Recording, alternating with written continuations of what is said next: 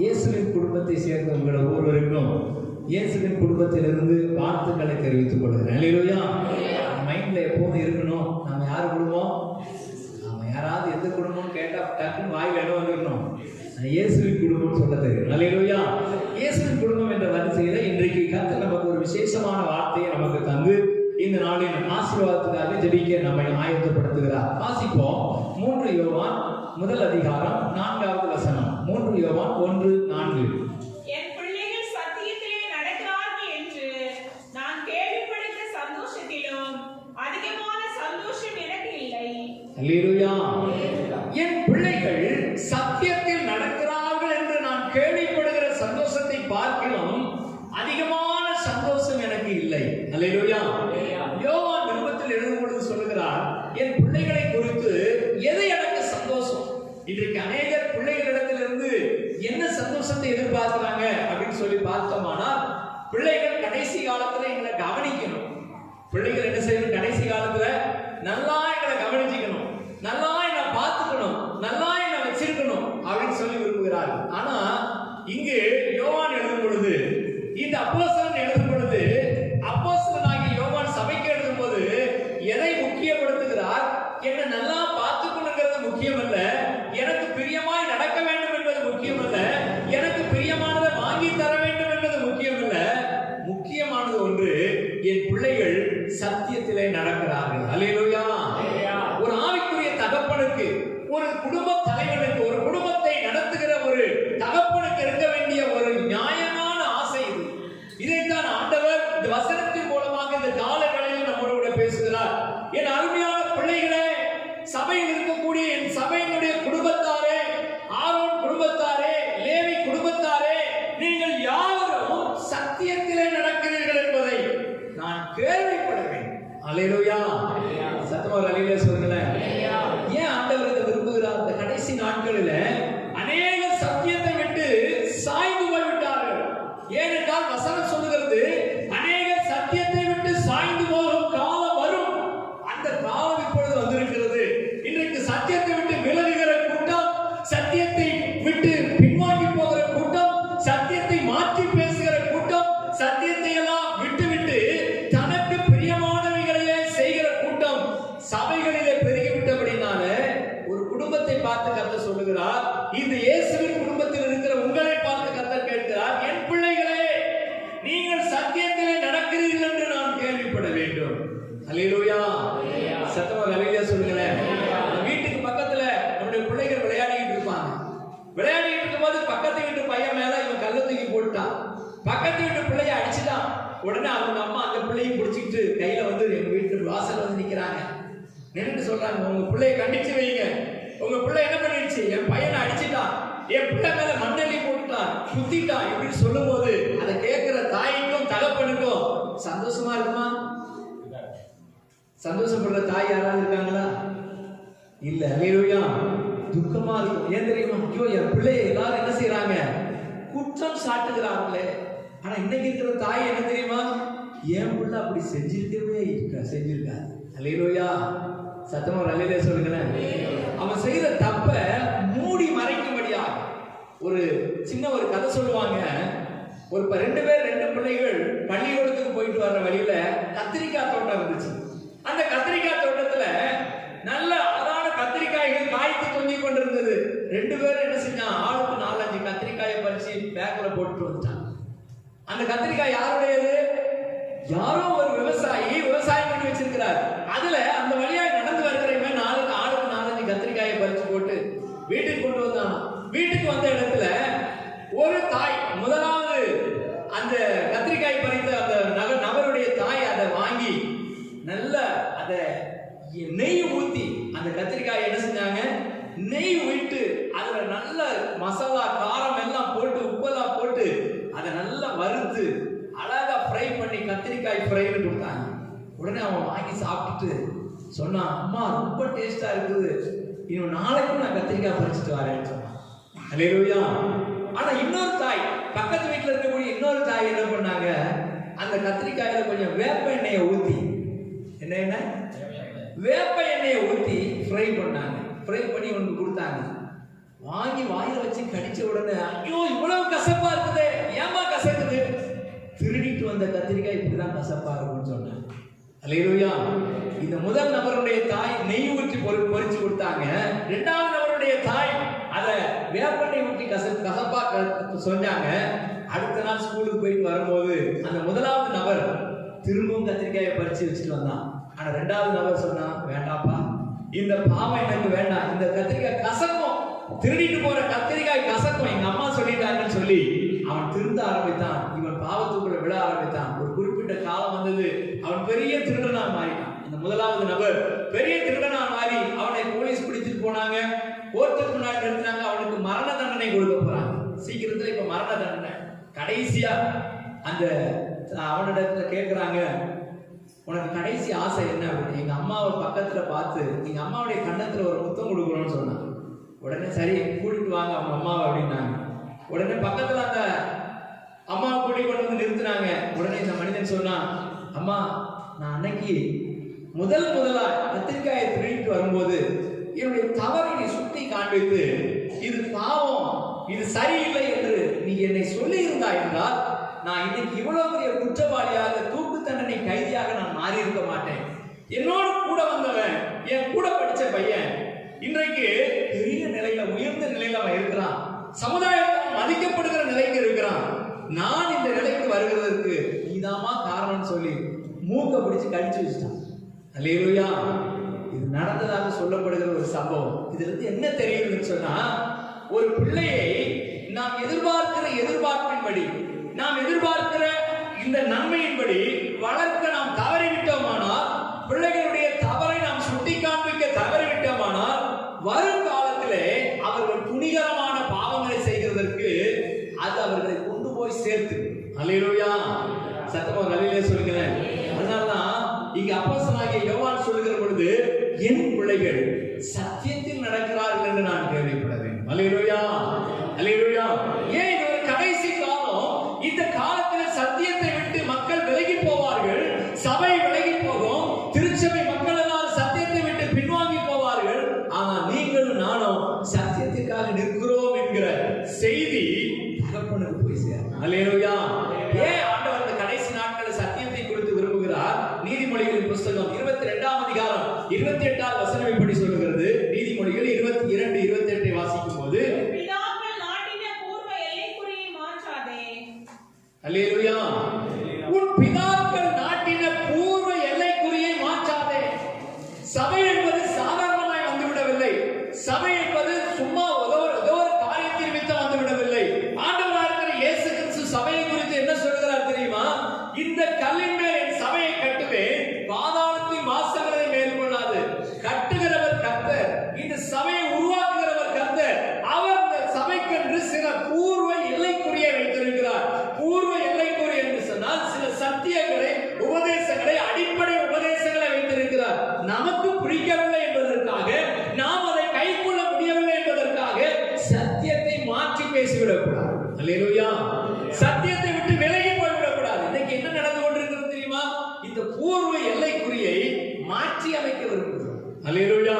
ஒரு கிறிஸ்தவன் தேவனுடைய பிள்ளை என்ற தோற்றம் நம்மிடத்தில் இன்னைக்கு காணப்படுகிறதா? ஒரு தேவனுடைய பிள்ளை என்கிற அழகு நம்மிடத்தில் காணப்படுகிறதா என்று யோசித்து பார்த்தா, விபச்சார அழகும், வேசித்தன அழகும், உலக பிரகாரமான நடிகையினுடைய அழகும் தேவ பிள்ளைகள் மேல ஒட்டி கொண்டிருக்கிறது. அல்லேலூயா. எங்கேயா போச்சு இந்த கிறிஸ்தவம்? எங்கேயா போச்சு இந்த கிறிஸ்தவ அழகு? தேவனுடைய பிள்ளையின் மேல் இருக்க வேண்டிய பிரசன்னம், தேவனுடைய பிள்ளையின் மேல் இருக்க வேண்டிய அந்த மகிமையின் சாயம் எங்கே போயிற்று? யோசித்து பாருங்களேன். உங்க குடும்பத்தை, உங்க பிள்ளைகளை, உங்களுடைய மனைவியை, உங்க கணவரை யோசித்து பாருங்க. எந்த அழகுல காணப்படுகிறோம்? எப்படிப்பட்ட தோற்றத்திலே காணப்படுகிறோம்? வேதம் சொல்லுகிறது, பூர்வ எல்லைக்குறியை நீ மாற்றாதே. உன் பிதாக்கள் நாட்டின, உன் பிதாக்கள் ஏற்படுத்தின அந்த பூர்வ எல்லைக்குறியை மாற்றி அமைக்காதே. ஏன் தெரியுமா? இதை உண்டாக்கினவர் கர்த்தர். அல்லேலூயா. சபைக்கென்று வைத்திருக்கிற சட்டதிட்டங்களையும், சபைக்கென்று வைத்திருக்கிற இந்த உபதேசங்களையும் இன்றைக்கு நம்முடைய வசதிக்கு ஏற்றபடி மாற்றிக் கொள்கிறவர்களாக நாம் காணப்படுகிறோம். அல்லேலூயா. இன்னைக்கு ஒரு சிலர் என்ன செய்யறாங்க தெரியுமா? நல்லா டான்ஸ் ஆடலாம், அந்த கூட்டத்துக்கு போனா நல்லா என்ன செய்யலாம்? குதிக்கலாம், ஆடலாம். எங்கெங்க ஆடினாரு? தாவீது ஆடினார். அல்லேலூயா. அவங்க கேட்டா தாவீது ஆடினாரு, அதனால நான் ஆடினேன். தாவீது எங்க ஆடினார் தெரியுமா? சபைக்குள்ள ஆடினாரா, ரோட்ல ஆடினாரா? சத்தமா ரலிலியா சொல்லுங்களேன். அப்ப அவங்க கிட்ட சொல்லணும், நீ சரியா பைபிளை படிப்பா. தாவீது எங்க ஆடினாரு? உடன்படிக்கை பெட்டி கொண்டு வரப்படுகிற பொழுது ரோட்ல ஆடினார். நீ ரோட்ல ஆடு, தப்பு இல்லை. அல்லேலூயா. நீ வெளியில போய் ரோட்ல இருந்து ஆடு. ரோட்ல போய் என்ன செய்ய? டான்ஸ் ஆட கத்து கொடு. விசுவாசிகளை கூட்டிட்டு போய் ரோட்ல ஓட்டவாசல்ல நின்னுட்டு நாங்கெல்லாம் மொத்தமா டான்ஸ் ஆட போறோம், ஆடு. ஆடுவியா? அல்லேலூயா. ஆனா இதுக்கு ஒரு உபதேசம் சொல்றான். நாங்கெல்லாம் பழைய ரசமா, அவங்க என்ன ரசமா? புது ரசமா. யார் சொன்னது? ஆமா, தெரியும் உங்களுக்கு, எல்லாரும் பார்த்திருப்பீங்க. இந்த பழைய ரசத்தை விட்டுருங்கன்றான். ஐயா, பழைய ரசம் அது தேவனாலே ஏற்படுத்தப்பட்ட பூர்வ எல்லைக்குரிய உபதேசம், சட்டதிட்டங்கள், தேவனுடைய நியமங்கள். இது எனக்கு ஏற்றபடி நான் மாற்றுகிறது எப்படி? எனக்கு ஏற்றபடி நான் எப்படி கொண்டு போக முடியும்? வேதம் சொல்லுகிறது, உன் பிதாக்கள் நாட்டின பூர்வ எல்லைக்குறியை நீ மாற்றாதே. கடிந்து கொள்கிறார், எச்சரிக்கை கொடுக்கிறார். இன்னைக்கு இஷ்டம் போல வாழுகிற, இஷ்டம் போல நடக்கிற சபைகளா ஏன் இன்னைக்கு சபைகள் மாறிக்கொண்டிருக்கிறது? குடும்பத்தினுடைய காரியங்கள் எல்லாம் மாறிக்கொண்டிருக்க காரணம் என்ன? இந்த பூர்வ எல்லைக்குறியை நம்ம மாற்றி அமைக்கணும். அல்லேலூயா. சத்தமா அல்லேலூயா சொல்லுங்களேன். தேவனுடைய பிள்ளைகளுக்கு ஒரு தோற்றம் இருக்கிறது. தேவனுடைய பிள்ளைகளுக்கு சில சட்டதிட்டங்கள் இருக்கிறது. தேவனுடைய பிள்ளைகளுக்கு உபதேசங்கள் இருக்கிறது. அந்த உபதேசம் என்ன என்பதை நாம் கற்றுக்கொள்ள வேண்டும். உபாகமத்தின் புத்தகம் 11ஆம் அதிகாரம் 19, 20, 21 ஆகிய வசனங்களில் வாசிக்கும் பொழுது அந்த உபதேசங்களை குறித்து, சட்டதிட்டங்களை குறித்து வேதம் என்ன சொல்கிறது? உபாகமம் 11, 19, 20, 21. நீங்கள் என் வார்த்தைகளை உங்கள் இருதயத்திலும் உங்கள் ஆத்துமாவிலும் பதித்து அவைகளை உங்கள் கையின் மேல் அடையாளமாக கட்டி உங்கள் கண்களின் நடுவே ஞாபகக்குறியாக வைத்து அவைகளை உங்கள் பிள்ளைகளுக்கு உபதேசித்து நீங்கள் வீட்டில் உட்கார்ந்திருக்கிற போதும், வழியிலே நடக்கிற போதும், படுத்துக் கொள்கிற போதும், எழுந்திருக்கிற போதும் அவைகளை குறித்து பேசுவீர்களாக. அவைகளை உங்கள் வீட்டு நிலைகளிலும் உங்கள் வாசல்களிலும் எழுதுவீர்களாக. அல்லேலூயா. இங்க ஏதாவது நம்ம செஞ்சிருக்கிறோமா? பைபிள் சொல்லுகிறது, வேதத்தில் நன்றாய் வாசித்து பாருங்க. என்னுடைய கற்பனைகளை, தேவனுடைய நியமங்களை குறித்து வீட்டுல பேசுங்கன்னு சொல்லுங்க. அல்லேலூயா. தேவனுடைய நியமங்களை குறித்து வீட்டுல நாங்க பேசுறோம் அப்படின்னு சொல்றவங்க ஒரு அல்லேலூயா சொல்லுங்க பார்க்கலாம். அல்லேலூயா. என்ன நியமத்தை பேசிட்டு இருக்கிறோம் வீட்டுல? தேவனுடைய கட்டளை என்ன? தேவனுடைய பிரமாணம் என்ன? ஆண்டுடைய வார்த்தை என்ன? அதை குறித்து என்ன செய்யணுமா? அவைகளை உன் கழுத்திலே கட்டி உன் கைகளிலே ஞாபகக்குறியாக கட்டிக்கொள்ளும் சொல்லப்பட்டிருக்குது. இன்னைக்கு அதுதான் கழுத்துல ஒரு கயிறையும் கையில ஒரு சிவப்பு கயிறு, மஞ்சள் கயிறு, பச்சை கயிறு கயிறா மாறிடுச்சு. அல்லேலூயா. எதையா கட்ட சொன்னாரு? எதை கட்ட சொன்னாரு? உபதேசங்களை, தேவனுடைய சத்தியத்தை நீ கையில ஞாபகக்குறியாக கட்டிக்கொள், உன்னுடைய கழுத்துல கட்டிக்கொள். அடுத்து என்ன செய்யணுமா? அவைகளை உன் பிள்ளைகளுக்கு உபதேசித்து நீ வீட்டிலே உட்கார்ந்து இருக்கும் போதும், வீதியிலே வழியிலே நடக்கிற போதும், படுத்துக் கொள்ளுகிற போதும், எழுந்திருக்கும் போதும் என்ன செய்யணுமா? அவைகளை குறித்தே பேசுவாயா. அல்லேலூயா. சத்தமா அல்லேலூயா சொல்லுங்களேன். வீட்டுல ஒரு குடும்பம் இயேசுவின் குடும்பமா இருக்கணும்னா, இயேசுவின் குடும்பத்துக்குள்ள இருக்க வேண்டுமானால், இயேசுவின் குடும்பத்தின் ஆசீர்வாதங்கள் எல்லாம் நமக்கு வர வேண்டுமானால், இயேசு கிறிஸ்துவின் மேல் வைக்கப்பட்டிருக்கிற ஆசீர்வாத நன்மைகளை நாம் பெற்றுக்கொள்ள வேண்டுமானால் எப்பெல்லாம் பேசணுமா சத்தியத்தை குறித்து? அது நம்ம பைபிள் படிக்கும் போது மட்டும்தான் பேசுவோம். பைபிள் என்ன சொல்லுது தெரியுமா? நீ வீட்டில் இருக்கிற போதும், வெளியிலே நடக்கிற போதும். அல்லேலூயா. சத்தமா அல்லேலூயா சொல்லுங்களேன். இன்னைக்கு ஏன் அதை பேச முடியல? வெளியில நடக்கும்போது, வீட்டில் இருக்கும்போது, ஏன் வீட்டில் இருக்கும் போதும், வெளியில் நடக்கும், படுத்துக் கொள்ளுகிற போதும், எழுந்திருக்கும் போதும், உட்கார்ந்து இருக்கும் போதும் எப்போது யாரை குறித்து பேசுங்க? அவைகளை குறித்து பேசுங்க. எவைகளைங்க? சத்தியத்தை குறித்து பேசுங்க. அல்லேலூயா. சத்தமா அல்லேலூயா சொல்லுங்களேன். அப்ப வெளியில நடக்கும் போது, வீட்டில் இருக்கும் போது, படுத்துக் கொள்ளுகிற போது, உட்கார்கிற போது, எழும்புகிற பொழுதெல்லாம் அவைகளை குறித்து பேசணும்னு சொன்னா வேதம் சொல்லுது, உன் வீட்டு நிலைக்கால்களிலே அவைகளை எழுதுவாயா. அல்லேலூயா.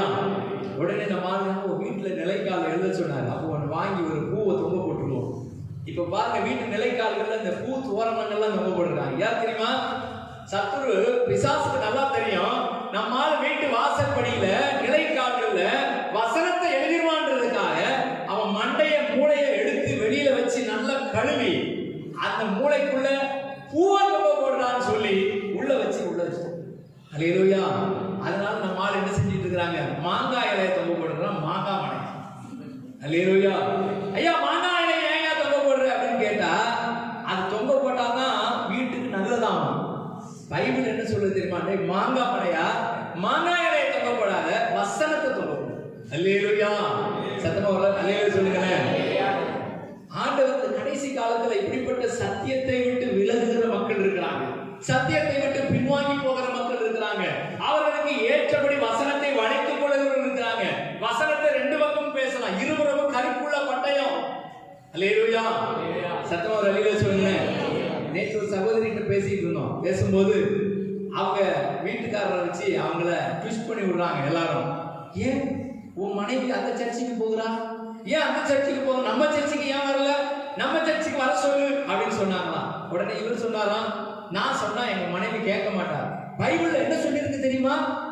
மனைவியானவர் புருஷனுக்கு கீழ்ப்படியணும்னு சொல்லியிருக்கு. நீ சரியில்லை, அதனாலதான் உன் பொண்டாட்டி உனக்கு கீழ்ப்படியலன்னு சொல்லி கொடுத்தாங்க.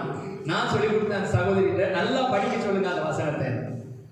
அவங்க சொல்ற வசனம் கரெக்ட் தாங்க, அந்த வசனத்தை நல்லா படிக்க சொல்லுங்க. நல்லா படிச்சா என்ன இருக்குது அதுல? உன் சொந்த புருஷனுக்கு யாருக்கு கிறிஸ்துவுக்குள் கீழ்ப்படிங்கன்னு சொல்லி. அல்லேலூயா. இந்த மாதிரி கோமாளிங்க தான் அந்த கிறிஸ்துவுக்குங்கிற வார்த்தையை எடுத்துருவான். சத்தியத்தை மாற்றி பேசுகிறதுக்காக புருஷனுக்கு மனைவி எல்லா விதத்திலும் கீழ்ப்படியணுமா. நல்லதுங்க, நல்லது வரேன், ஆனா இதை எதுக்குள்ள கீழ்ப்படியணும்? கிறிஸ்துவுக்குள் கீழ்ப்படியணும். சத்தியம் என்ன சொல்லுது? உன் மனைவியை புருஷனுக்கு கீழ்ப்படியணும் தான், ஆனா எதுக்குள்ள? கிறிஸ்துவுக்குள்ள. கிறிஸ்துவை விட்டு விலக பண்ணுகிற கோமாளிக்கு கீழ்ப்படிய வேண்டாம். அல்லேலூயா. சத்தமா ஒரு அல்லேலூயா சொல்லுங்க. அப்ப ஒரு குடும்பம் அப்படின்னு சொல்லி இருக்குதுன்னு சொன்னா, சத்தியத்துக்குள்ள அந்த குடும்பம் இருக்க வேண்டும் என்று விரும்பினா, நீங்கள் சத்தியத்தை குறித்து பிள்ளைகளுக்கு சொல்லுங்க, போதிங்க. சத்தியத்தை குறித்து பிள்ளைகளுக்கு கற்றுக் கொடுங்க, சத்தியத்திலே வாழ பழக்குவீங்க. ஏனென்றால் நீங்கள் நடக்கிற பொழுதும், வீதியில நடக்கிற பொழுதும், வீட்டில் இருக்கிற பொழுதும், எழுந்திருக்கிற பொழுதும், உட்கார்ந்து இருக்கிற பொழுதும், படுத்துக் கொள்கிற பொழுதும் அவைகளை குறித்தே பேசுங்க. அல்லேலூயா. சத்தமா அல்லேலூயா சொல்லுங்களேன். நம்ம பிள்ளைகளுக்கு எத்தனை பேருக்கு தெய்வ பயத்தை ஊட்டி வளர்த்திருக்கிறோம்? பிள்ளைகளுக்கு தெய்வ பயத்தை சொல்லி கொடுத்துருக்கிறோமா? கிடையாது. இன்னைக்கு கடைசி காலம் எப்படி மாறிக்கொண்டிருக்கிறாங்க பிள்ளைகள் அப்படின்னு சொன்னா, பேரியாரின் மக்களை போல. என்ன மக்கள்? பேரியாரின் மக்களை போல. ஏங்க உங்க பிள்ளை சொன்னா கேட்காது அப்படின்னா, அது கேட்காது. அல்லேலூயா.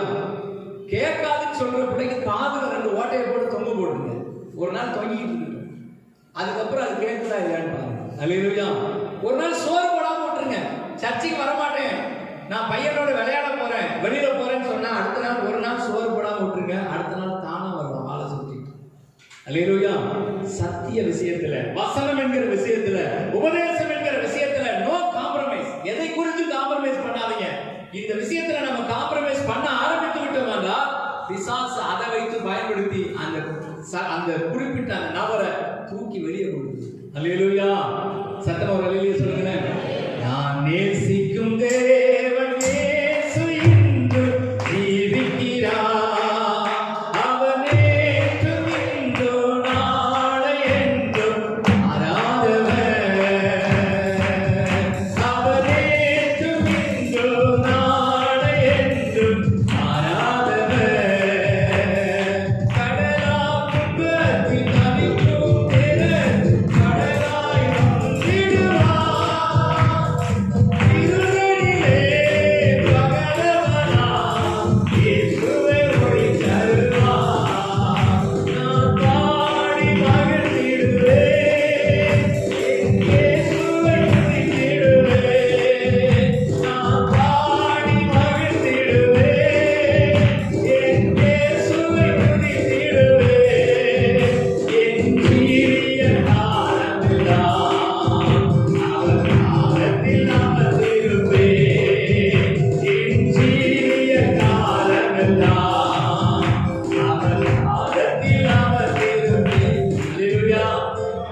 பிள்ளைகளுக்கு சத்தியத்தை கற்றுக் கொடுக்கணும். அதனாலதான் வேதம் சொல்லுது, அவைகளை உன் பிள்ளைகளுக்கு நீ உபதேசித்து, உன் வீட்டில் இருக்கிற போதும் வெளியில் இருக்கிற போதும் சொல்லிக்கிட்டே இரு, பேசிக்கிட்டே இரு.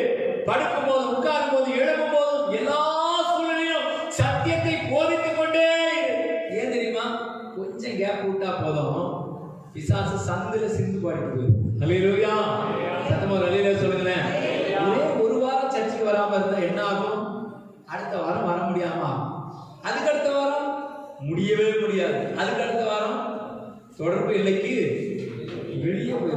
அல்லேலூயா. அதனால சத்தியத்தை குறித்து உபதேசம் பண்ணிட்டு இருக்கணும். அவைகளை உங்களுடைய நெற்றிகளில் அடையாளமாகும், கைகளில் அடையாளமாகும், வீட்டு நிலைக்கால்களில் அவைகளை எழுதுவாயாக என்று. அல்லேலூயா. அதனாலதான் சத்திய வசனத்தை உங்க வீட்டுல என்ன செய்யணும்? போர்டாக வாங்கி தொங்க போடணும். அல்லேலூயா. ஒரு சகோதரர் ஒருவர் நமக்கு இப்போ அறிமுகமா இருக்கிறார், பெங்களூர்ல இருந்து. அந்த சகோதரத்துல சொல்லி வச்சிருக்கிறேன், எங்க சபை மக்கள் எல்லார் வீட்டுக்கும் நல்ல பெரிய பெரிய வசனம் போடுவேன். பெரிய போர்டுனா சோறு எவ்வளவு பெருசு இருக்கோ அவ்வளவு பெருசு வசனம் போடலாமா? அல்லேலூயா. அவன் குட்டி குட்டி வசனம் எடுத்துட்டு கண்ணே தெரியாது, வாசிக்கவே தெரியாது, அப்படி இருக்க கூடாது. எதற்கோ செலவு பண்றோம், ஒரு 1000 ரூபாய் கொடுத்து ஒரு பெரிய போர்டா வாங்கி தொங்க போடும். அல்லேலூயா. நான் சொல்லியிருக்கிறேன் அந்த சகோதரர்கிட்ட, எங்க சபை மக்களுக்கு கொண்டு வந்து கொடுங்கன்னு சொல்லியிருக்கிறேன். சீக்கிரத்துல அவர் கொண்டு வருவாரு. எல்லாரும் கண்டிப்பா எல்லார் வீட்லயும் வசனம் தோணும். அல்லேலூயா. கண்ட படம் கர்மாந்திரத்தெல்லாம் தூக்கி முதல்ல வெளியே வீசிட்டு அந்த இடத்துல என்ன செய்யுங்க?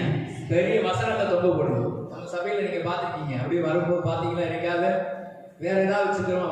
வசனத்திலேயே சோற கிடைக்கும்.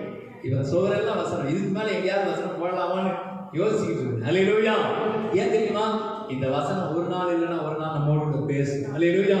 சோர்ந்து போய் வருகிற ஒரு மனுஷன், துன்பத்தோடு கூட வருகிற ஒரு மனுஷன், பாவத்தில் வாழ்ந்து கொண்டிருக்கிற ஒரு மனுஷனை இந்த வசனம் சுட்டி காண்பிக்கும், எச்சரிக்கும், புத்தி சொல்லும். வசனம் அவனை வழிநடத்தும். இந்த வசனம் அவனுக்கு பாதைக்கு தீபமாய் மாறும். அல்லேலூயா. அதனாலதான் நீங்க பாத்தீங்கன்னா தென் மாவட்டங்கள்ல போனீங்கன்னா அங்க ஒரு சகோதரர் ஒருத்தர் இருக்கிறார், பாக்கியா அவருடைய பேரு. அவர் வசனத்துக்கு அவருக்கு ரொம்ப தொடர்பு. என்ன அப்படின்னு சொன்னா, இப்போ உங்க வீட்டு காம்பவுண்ட்ல வசனம் எழுதணும்னா அவருக்கு போன் பண்ணி சொல்லிட்டா போதும். அவர் சொந்த செலவுலயே அவரே வந்து பெயிண்ட் அடிச்சு பெரிய வசனமா உங்கள் துக்கம் சந்தோஷமாய் மாறி எழுதி போட்டு போயிடுவார். அல்லேலூயா. நீங்க போங்க திருநெல்வேலி அந்த வள்ளியூர் அந்த சைடுலாம் நீங்க போனீங்கன்னா கீழே பாக்கியான்னு எழுதியிருப்பார், அவருடைய போன் நம்பர் எழுதியிருப்பார். அந்த பகுதியில் அவர் ஒரு ஊழியமா அதை செய்யறாரு. என்ன தெரியுமா? இந்த வசனத்தை போகும்போது வரும்போது பஸ்ல போறவன், வண்டியில போறவன், கார்ல போறவன் யாராவது ஒருத்தர் படிச்சுக்கிட்டே போவான். அல்லேலூயா. யாராவது ஒருத்தருடைய கண்கள் அந்த வசனம் பட்டுக்கொண்டே இருக்கும். அதனாலதான் உங்க வீட்டை வசனத்தால நிரப்புங்க. உங்க வீட்டுக்குள்ள வசனம் போட்டு தொங்க வைங்க. வசனம் போட அழகுக்கு தொங்க வைக்கப்படுகிறது அல்ல, இந்த வசனம் அவருடைய வாழ்க்கையை மாற்றும். அல்லேலூயா. அப்ப நம்ம என்ன செய்யணும்? உட்கார்ந்து இருக்கும் போது, எழுந்திருக்கும் போது, படுக்கும் போது இவைகளை குறித்து பேசணும். அல்லேலூயா.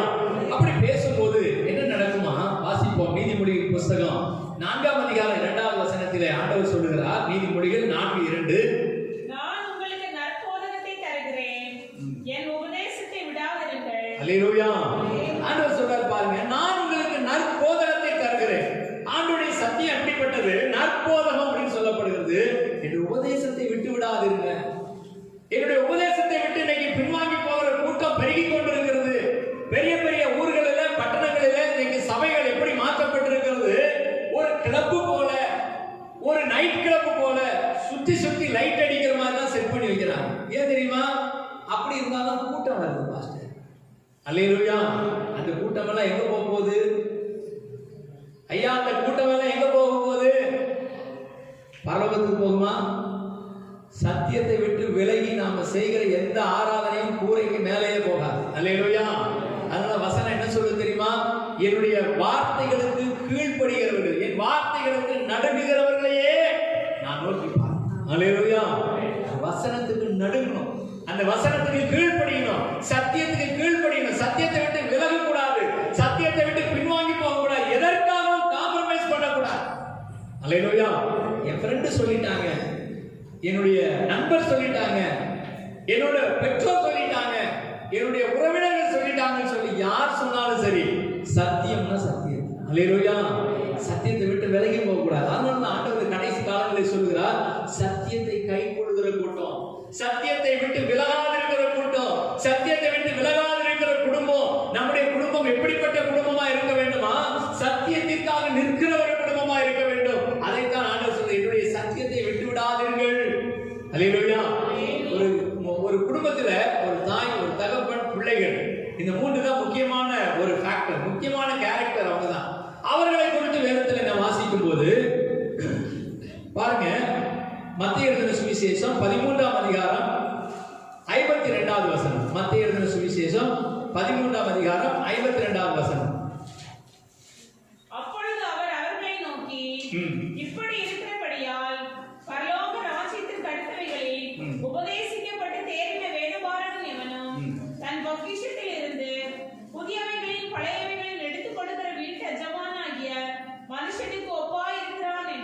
அல்லேலூயா.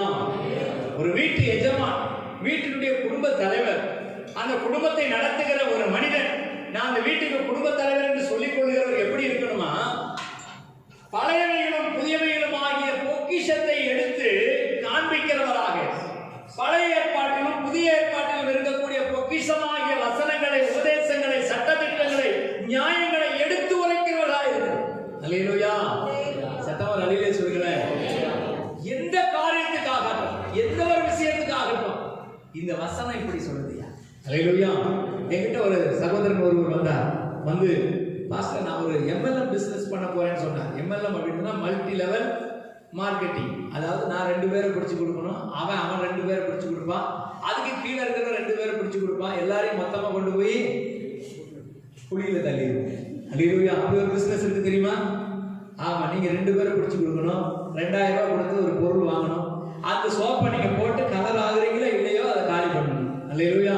இப்படி ஒரு பிசினஸ் பண்ண போறேன், இதுக்கு நீங்க ஜெபம் பண்ணிக்கிடுங்க பிரதர் அப்படின்னா. உடனே நான் சொன்னேன், சரி நான் ஜெபம் பண்றேன் பிரதர், ஆனா ஒரே ஒரு காரியம் சொல்றேன், கேட்டுட்டு அதை ஆரம்பிங்க.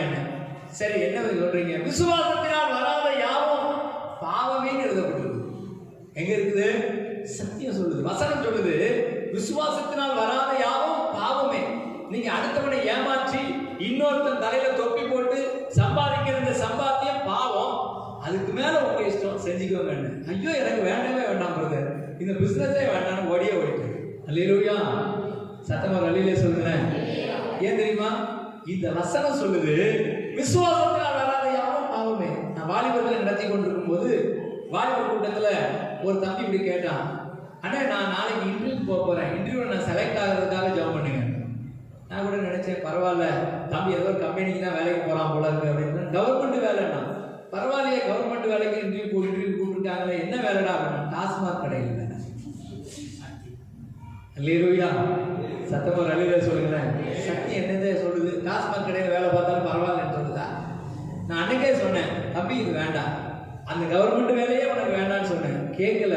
டாஸ்மாக் கடைக்கு வேலைக்கு போனா தண்ணியோட தண்ணியா அடிச்சுட்டே போயிடுச்சு. அல்லேலூயா.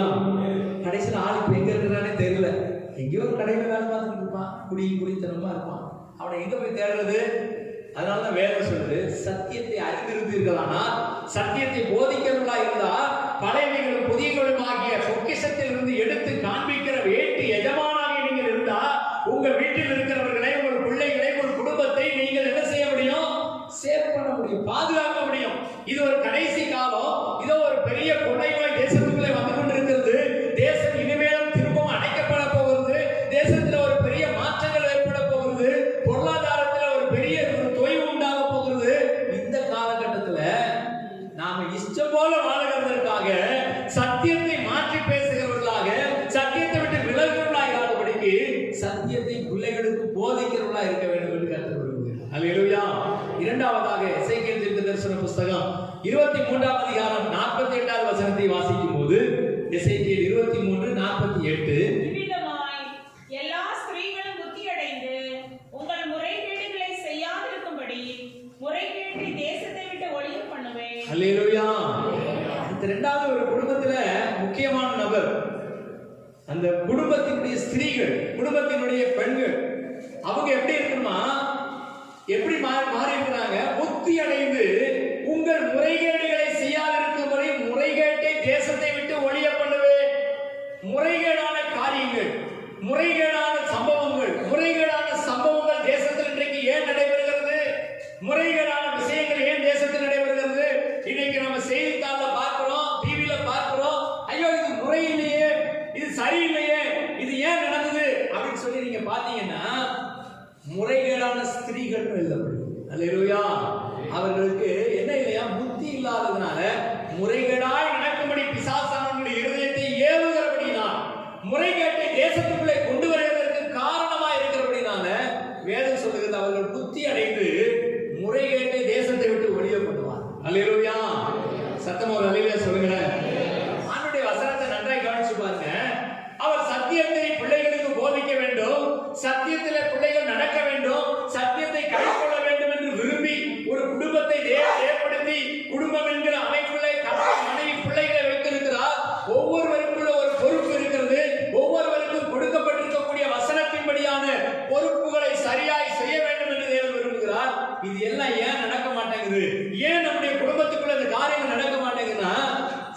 சத்தியத்தை ஏற்றுக்கொள்ளவும் சத்தியத்தை குறித்து பேசவும் நமக்கு பயம். அல்லேலூயா. சத்தமா ஒரு வழியிலே சொல்லுறேன். வசனம் என்ன சொல்லுது? சத்தியத்தை குறித்து பேசுங்க, சத்தியத்தில் நடக்கிறதற்கு ட்ரை பண்ணுங்க, சத்தியத்தில் நடக்கிறதற்கு உங்களை பிள்ளைகளை பழக்குவீங்க. அல்லேலூயா. சில சகோதர சகோதரிகள் இருக்கிறாங்க, புதுசா யாராவது கூட்டிட்டு வருவாங்க. புதுசா கூட்டிட்டு வர சகோதரிகளை சபைக்கு கூட்டிட்டு வந்த உடனே அவங்க அப்படியே கம்முன்னு உட்கார்ந்துருப்பாங்க. உட்கார்ந்தவங்கள உடனே இவங்க தட்டி தலையில முக்காடு போடு. அல்லேலூயா. உடனே இவங்க போட்ட மாதிரி அவங்க பார்த்தீங்கன்னா அந்த சேரியில் இருக்கக்கூடிய தொங்கல் எடுத்து அவங்களுக்கு போட தெரியாது. ஏன்னா அவங்க கை பின்னாடி போனதே கிடையாது. அல்லேலூயா. பின்னாடி அவங்க கையை எது செய்ய முடியாது, எதுக்குமே யூஸ் பண்ணதே கிடையாது. முன்னாடி அதிகமாக யூஸ் பண்ணுவாங்க. முகத்தில் ஃபேர் அண்ட் லவ்லி போடுறது, லிப்ஸ்டிக் போடுறது, மஞ்சள் போடுறது, குஞ்சல் போடுறது, எல்லாத்துக்கும் நிறைய யூஸ் பண்ணுவாங்க. ஆனால் பின்னாடி அவங்க கை போகாதனால அந்த முக்காடு போடவே வராது. அதனால தலைகளை திருக்கிட்டு கிடக்கும் அவங்க முக்காடு. பார்த்துருக்கீங்களா? அல்லேலூயா. அந்த முக்காடு போட முடியாம அப்படி திணறி கஷ்டப்பட்டு அந்த முக்காடை போடுவாங்க. முக்காடு போட சொல்லி கொடுத்துருக்கக்கூடிய நீங்க சத்தியத்தை கைக்குள்ள என்னைக்காவது சொல்லி கொடுத்துருக்கீங்களா? அல்லேலூயா. சரியான நேரத்துக்கு ஆராதனைக்கு வரணும் சிஸ்டர் சொல்லி கொடுத்துருக்கீங்களா? சொன்னா அந்த சிஸ்டர் இவங்களை கேட்பாங்க, நீங்களே 6 மணி ஆராதனைக்கு 7:30க்கு போறீங்க, எண்ணியை மட்டும் சீக்கிரம் போக சொல்றீங்களா? கேட்குமா கேட்காதா? கண்டிப்பா கேட்கணும். அல்லேலூயா.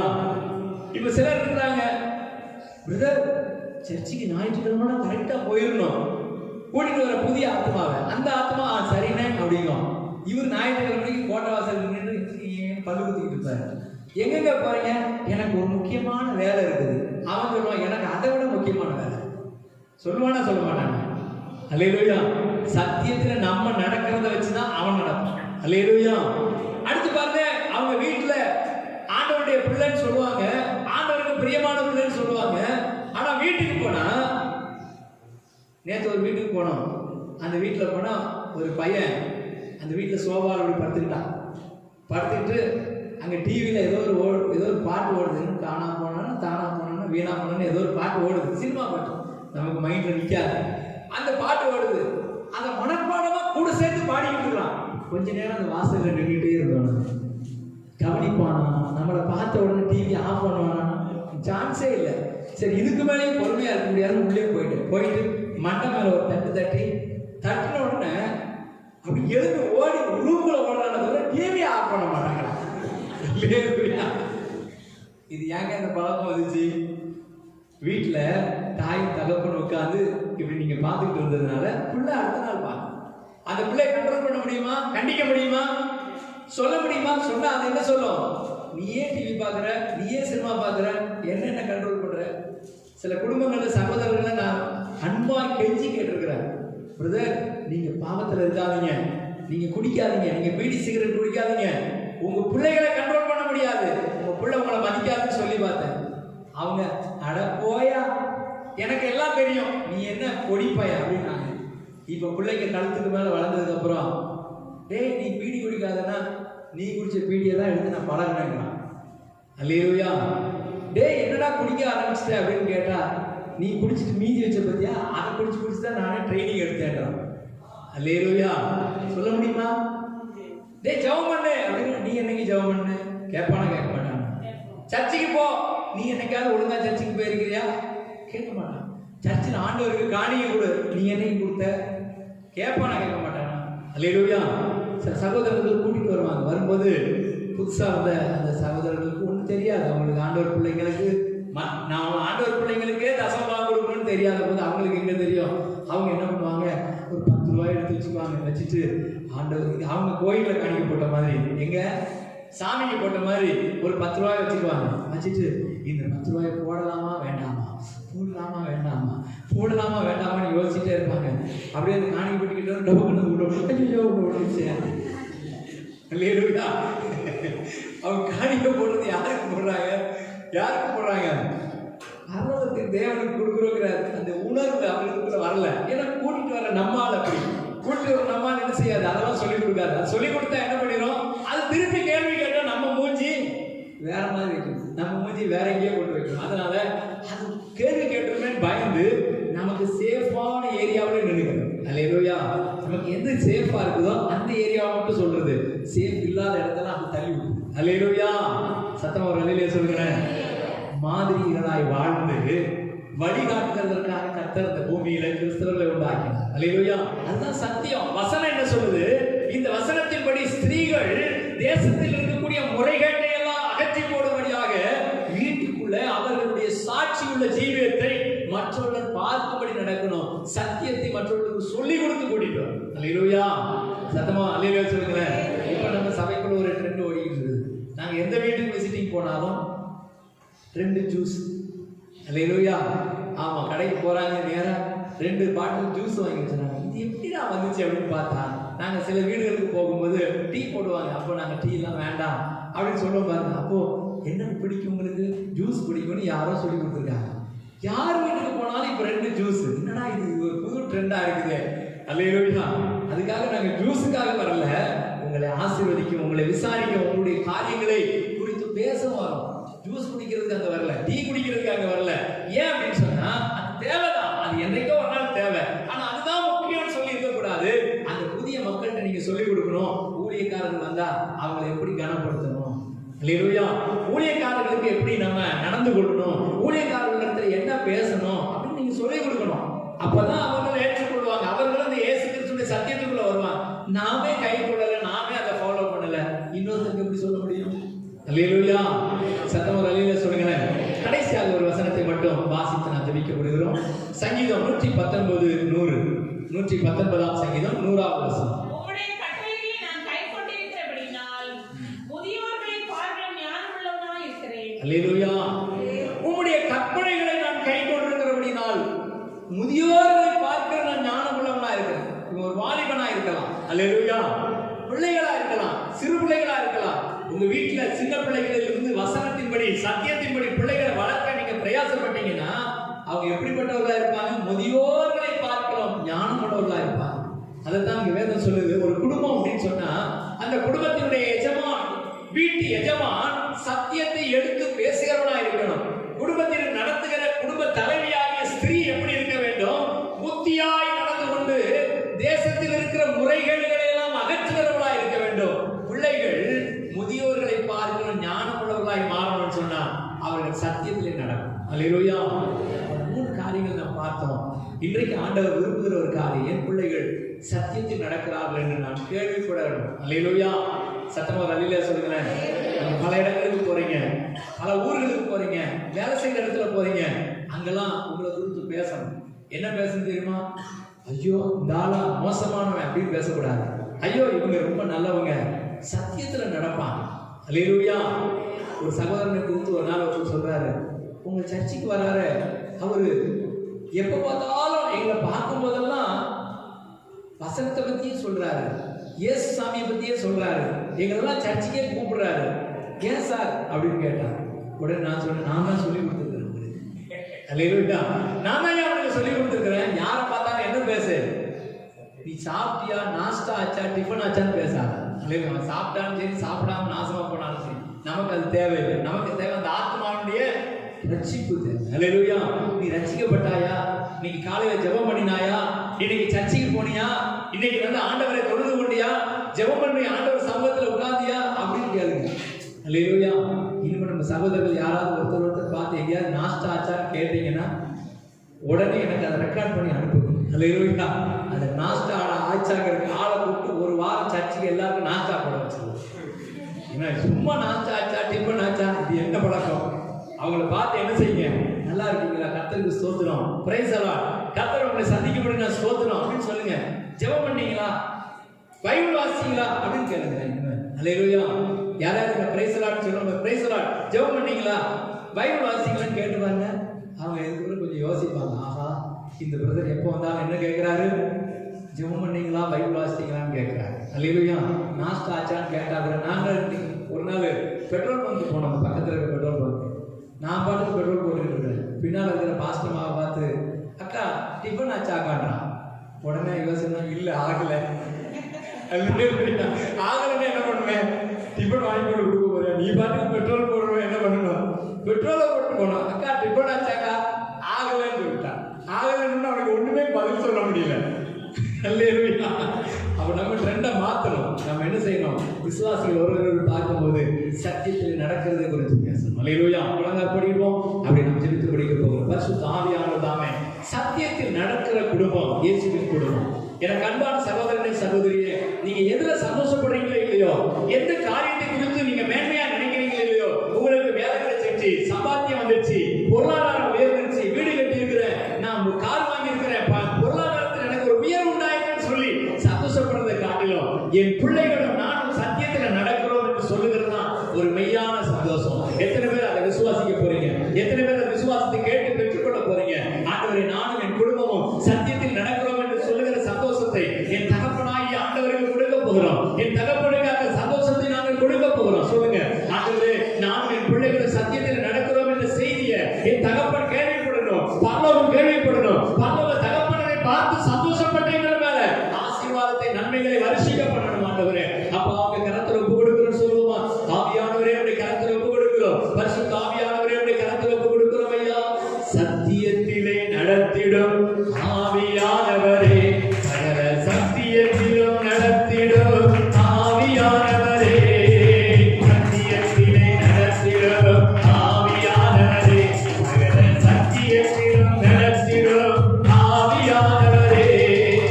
ஆராதனை, ஆராதனை, ஆராதனை உனக்கு, ஆராதனை.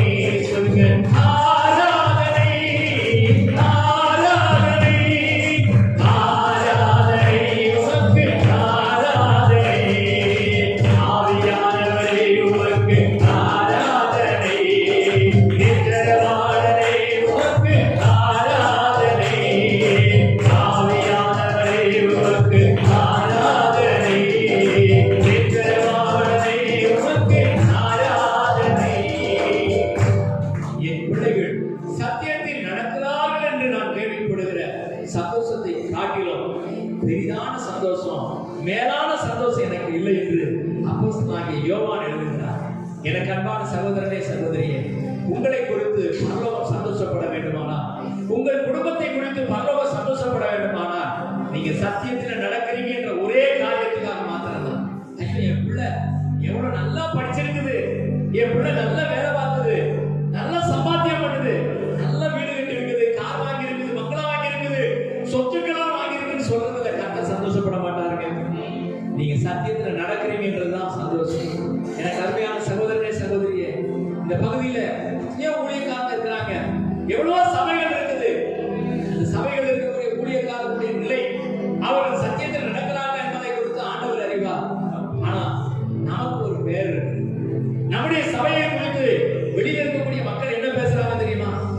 இந்த இயேசு நம்மோட சபைக்கு போனா சத்தியத்தில் நடப்பாங்க, சத்தியத்தில் நடத்துவாங்க என்ற ஒரு பேர் இருக்குது. அதை நீங்களும் நானும் பாதுகாக்கணும், கட்டி காக்கணும். இயேசு நம்மோட சபை என்பது சாதாரணமாய் வந்துவிடவில்லை.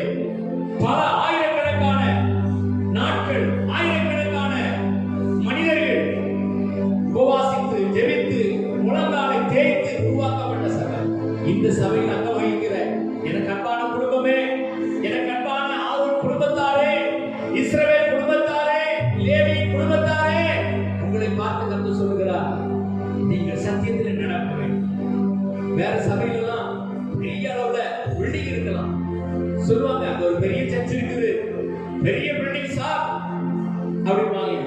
அங்க நல்ல லைட் எல்லாம் போட்டிருக்காங்க, டெக்கரேஷன் எல்லாம் பண்ணிருக்காங்க, கார்டன் எல்லாம் வச்சிருக்காங்க, சுற்றிலும் ரொம்ப அருமையா இருக்குது. ஆனா அங்க என்ன இல்ல? சத்தியம் இல்ல. ஆனா இயேசு நம்மோட சபைக்கு வந்திருக்கிற எனக்கு அருமையான சகோதரனே சகோதரி, உங்களை குறித்து வெளியில சொல்லணும், உங்க அருகாமையில் இருக்கிற மக்கள் சொல்லணும், உங்க கூட வேலை பார்க்கிறவங்க சொல்லணும், உங்க அருமையான ஓனர் சொல்லணும், உங்க சொந்தக்காரங்க சொல்லணும், இவங்க சத்தியத்துல நடக்கிறாங்க சார். என்ன பார்க்கும்போது சொல்லணும், பாஸ்டர் உங்க சபை பிள்ளைங்க சத்தியத்துல நடக்கிறாங்க, சத்தியத்தை கை கொண்டு நடக்கிறாங்க, வசனத்துக்கு கீழ்ப்படிந்து நடக்கிறாங்க செய்தியை நான் கேட்கணும். அதுதான் இந்த ஊழியத்தினுடைய வெற்றி. இந்த ஊழியத்தினுடைய வெற்றி ஒரு பெரிய கூட்டத்தை ஆயத்தப்படுத்துறது மட்டுமல்ல, ஒரு பெரிய பில்டிங் கட்டுறது மட்டுமல்ல. ஒரு பெரிய பில்டிங் கட்டி பெரிய கூட்டத்தை ஆயத்தப்படுத்திட்டா நான் ஊழியத்துல சக்சஸ் நினைக்கல. என் பிள்ளைகள் சத்தியத்தில் நடக்கிறார்கள் என்று நான் கேள்விப்பட்டு சந்தோஷப்படுறேன். அந்த சந்தோஷத்தை எனக்கும் பரலோகமாகிய தேவனுக்கு தர ஆயத்தமாக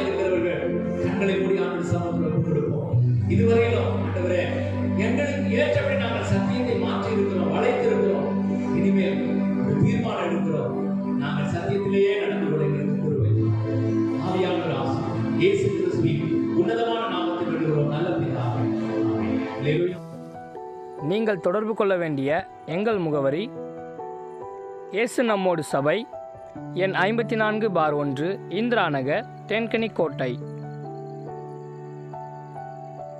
தொலைபேசி எண்கள் 9865152111, 9965157399. Our address: இயேசு நம்மோடு சபை, நம்பர் 54/1, இந்திரா நகர், தென்கனிக்கோட்டை.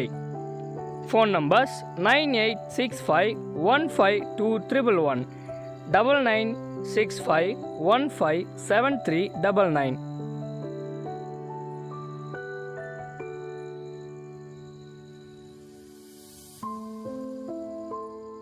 இயேசு கிறிஸ்து உங்களை ஆசீர்வதிப்பாராக.